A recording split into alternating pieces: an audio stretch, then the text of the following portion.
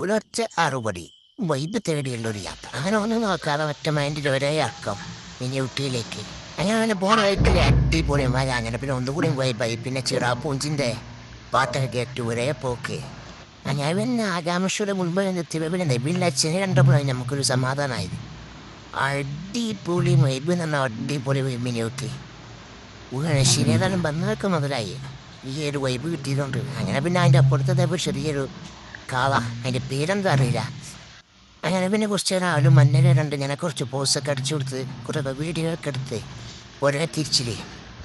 അങ്ങനെ വേറെ 2 ടീം അതിൻ്റെ അപ്പുറത്തുണ്ട് മഞ്ഞരെ കൊണ്ട് ആസ്വദിക്കാൻ വേണ്ടിയിട്ട് വന്നിരിക്കുന്നത്. അതൊക്കെ കഴിഞ്ഞ് പിന്നെ നമ്മൾ മെയിൻ പരിപാടിയിലേക്ക് കടന്നു. നമ്മുടെ ചെറുപ്പത്തിന് അയാൾക്കാരോടെ തീറ്റൊക്കെ അറിയിക്കണോ ഓനപ്പോൾ തന്നെ ഓരോ കടികളൊക്കെ എടുത്ത് തിന്നു തുടങ്ങിയിരിക്കണം. അങ്ങനെ പിന്നെ ബാക്കിയുള്ള കടികളൊക്കെ എടുത്ത് കഴിക്കലൊക്കെ തുടങ്ങി. പിന്നെ അങ്ങനെ മയത്ത് നല്ല ചൂട് കോഫി കുടിച്ച് കുറച്ച് നേരം അവിടെ മഴ കണ്ടിരുന്നു.